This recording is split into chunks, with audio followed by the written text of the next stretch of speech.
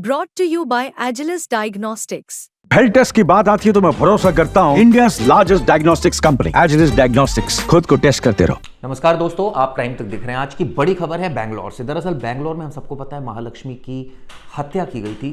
कई टुकड़ों में उसकी लाश को उसके टुकड़े कर दिए गए थे और उसके बाद फ्रिज में रख दिए गए थे, घर में कई जगहों पर रख दिए गए थे। इस मामले में खुलासा हो गया, आरोपी पकड़ा गया है।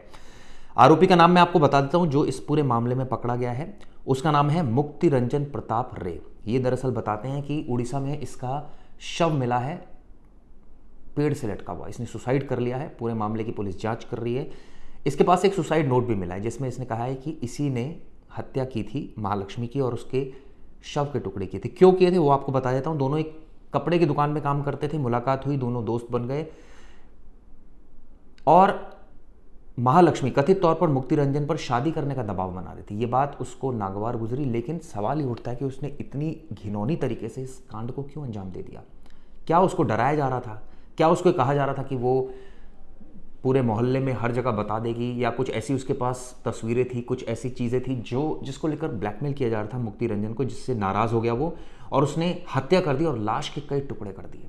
इसको लेकर अब लगातार जांच चल रही है। हालांकि जो आरोपी था वही अब इसमें मर चुका है, तो अब जांच किस दिशा में चलेगी। ये राज दफन हो गया, एक तरह से कहा जाए कि हत्या अगर इसी ने की थी तो राज पूरी तरह से दफन हो गया कि इसके पीछे वजह क्या थी। क्योंकि इतना तो साफ है कि दोनों के बीच में टसल रही है, जिसके बाद उसने हत्या कर दी और ऐसा माना जा रहा है कि उसने जो हत्या की होगी इसी वजह से की होगी कि दबाव उसके ऊपर होगा। क्योंकि ये बात उसने अपने भाई से डिस्कस की थी, यानी जो आरोपी था, आरोपी के छोटे भाई ने खुलासा किया है कि महालक्ष्मी की हत्या के बाद मुक्ति रंजन अपने किराए के घर में लौटा था। उसने हत्या की बात कबूल की थी और ये कहा था कि वो शहर में नहीं रह सकता, वो अपने पैतृक गाँव उड़ीसा चला गया था। वहाँ पुलिस उसको ट्रैक कर रही थी, उड़ीसा, पश्चिम बंगाल, तमाम जगहों पर ट्रैक कर रही थी और आखिरकार पुलिस पहुँच गई।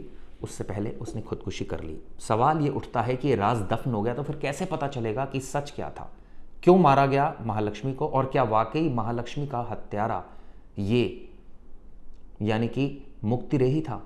जो अभी तक कहानी है सुसाइड नोट, हालांकि हैंडराइटिंग एक्सपर्ट से उसकी जांच होगी, लेटर की भी, और तमाम हालात भी पुलिस खंगाल इन्वेस्टिगेशन कर रही है, जांच पड़ताल होगी।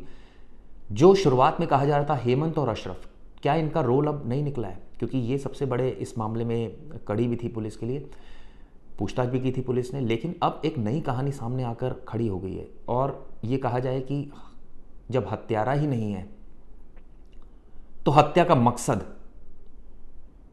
और क्या वाकई इसी ने हत्या की, कैसे पता चलेगा? ये सबसे बड़ा सवाल है जो इन्वेस्टिगेशन अब पूरे मामले की जा रही है। हालांकि कबूलनामा जरूर है, लेकिन ये कितना सच है?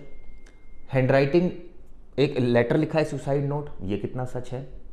कहानी इसने अपने छोटे भाई को बताई, वो कितना सच बोल रहा है? और उसके बाद ये कहा गया कि इसकी हत्या मैंने की और भाग गया, आरोपी को पुलिस तलाश रही थी, क्योंकि जब वो पकड़ा जाता तो बहुत कुछ वो खुलासा करता। लेकिन पुलिस अभी इनिशियल शुरुआती तौर पर ये मान रही है कि कातिल यही है और इसी ने हत्या करने के बाद खुदकुशी कर ली, क्योंकि अब इसको डर था कि ये पकड़ा जाएगा। अब इस मामले में पुलिस इन्वेस्टिगेशन कर रही है, तमाम एंगल से मामले की जांच कर रही है। 21 तारीख को ये मामला सामने आया था, जब हम सबको पता है कि बेंगलुरु में एक घर में ये टुकड़े मिले थे लाश के, और उसके बाद पुलिस ने जब जांच की, महालक्ष्मी की बहन से पूछताछ हुई, मदर से पूछताछ हुई, अलग रह रही थी, हेमंत से इसका टसल था, इसके पति था, लेकिन विवाद चल रहा था। ये बताते हैं कपड़े की दुकान में आजकल काम कर रही थी, इससे पहले ब्यूटी पार्लर में काम करती थी। वहाँ इसकी दोस्ती हुई मुक्ति रे से और उसके बाद उसने इस घटना को अंजाम दिया।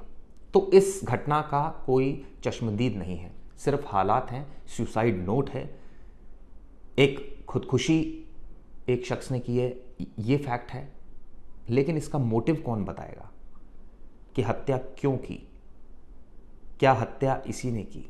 ये ऐसे तमाम सबूत है जो अब पुलिस खंगाल रही है। हालांकि देखिए, मौके पर पुलिस को कई सारे एविडेंसेस मिले हैं, फॉरेंसिक एविडेंसेस मिले हैं, कुछ हो सकता है ऐसी सीसीटीवी मिले जिससे ये स्टैब्लिश हो कि आखिरी वक्त में दोनों को एक साथ देखा गया था।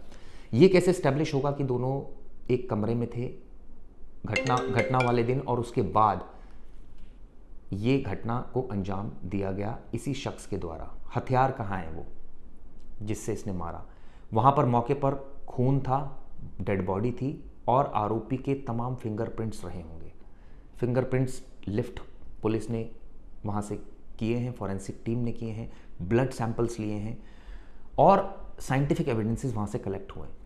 डीएनए से ये प्रूव होगा कि ये डेड बॉडी महालक्ष्मी की है। दूसरा, जो वहाँ पर और सबूत मिले यानी कि फिंगरप्रिंट्स, पाम प्रिंट्स, फुटप्रिंट्स, या ये कहें कि कुछ और ऐसे सबूत हैं जो शायद पुलिस मीडिया को नहीं बता रही है, ब्लड स्टेन्स, हथियार, ये सारी चीज़ें जब तक कनेक्ट नहीं होगी ना दोस्तों, तब तक ये कह पाना बड़ा मुश्किल होगा कि कातिल कौन है। हालांकि अभी तो इनिशियली ऐसा ही लग रहा है कि इसने सुसाइड कर लिया और एक नोट छोड़ दिया और इसके भाई ने बयान दे दिया कि उसने मारा था, वो कह के गया था और वो भाग गया, उसके बाद उसने ऐसे। लेकिन सवाल ये भी है ना कि कोई आदमी ये इल्ज़ाम क्यों लेगा अपने ऊपर और क्यों ऐसा मरेगा, ये भी एक बात है जो जांच के दायरे में है। तो एज्यूम पुलिस यही कर रही है कि इसी ने किया होगा, लेकिन सबूतों को कनेक्ट करना भी ज़रूरी है जिससे ये इस्टेब्लिश हो कि आरोपी यही था, इसी ने मर्डर किया, इसने इसलिए मर्डर किया और उसके बाद ये ऐसे ऐसे यहाँ पर भागा। क्योंकि मौके पर इसकी मौजूदगी होना बेहद ज़रूरी है, मौके पर सबूत होना इसकी मौजूदगी के वो बहुत ज़रूरी है। इसके अलावा मौके पर या कहीं भी हथियार मिलना ज़रूरी है। ये ऐसे सारे सर्कमस्टांशियल एविडेंसेस हैं जिनका होना ज़रूरी है। मोटिव चाहे कोई भी कुछ भी कहे, क्योंकि मोटिव तो आरोपी ही बताएगा ना कि उसने क्यों मारा, और आरोपी अब है नहीं। हालांकि आरोपी ने किसी से कहा और उसने ये बात कही, तो ये कितना बयान आने वाले वक्त में अदालत में ठहरता है देखने वाली बात होगी। लेकिन इस केस में अब बहुत ज़्यादा ट्विस्ट एंड टर्न होने वाले आने वाले वक्त में, क्योंकि पुलिस के लिए सबूत इकट्ठा करना, कनेक्ट करना इस पूरे मामले को, उसके बाद अदालत की चौखट पर लेके जाना ही अपने आप में बड़ी बात होगी। क्योंकि इसमें सबसे बड़ी बात तो है ना कि विक्टिम की डेथ हो गई है, आरोपी की डेथ हो गई, तो ये केस तो मुझे लगता है बहुत ज़्यादा स्टैंड करेगा नहीं अनटिल अनलेस कि इसमें कोई और आरोपी की संलिप्तता ना आ जाए सामने कि भाई ये काम सिर्फ एक मुक्ति रे का नहीं था, कुछ और लोग भी इसमें शामिल थे। लेकिन अभी तक की जो पूछताछ है, हेमंत से बहुत डिटेल पूछताछ हुई है, अशरफ से भी डिटेल पूछताछ हुई है, कैसे आखिरी वक्त में इसने हत्या की, फिर ये कैसे भागा, छोटे भाई को अपने बताया कि मैंने मार दिया है, फिर उड़ीसा चला गया, इसके भाई ने पुलिस को नहीं बताया तब तक, तो एक तरह से इसके भाई का भी कसूर है कि उसको अपराध की जानकारी थी और उसने छिपाई। अपने भाई को मुक्ति ने नहीं बताया कि मैंने इसलिए मार दिया क्योंकि वो शादी का दबाव बना रहा था, वो मान नहीं रही थी, और तमाम बातें। तो यही बात है कि इस केस में अब आने वाले वक्त में देखना होगा सबूत किस और करवट लेता है। ये वीडियो कैसी लगी दोस्तों, ज़रूर बताइएगा। धन्यवाद।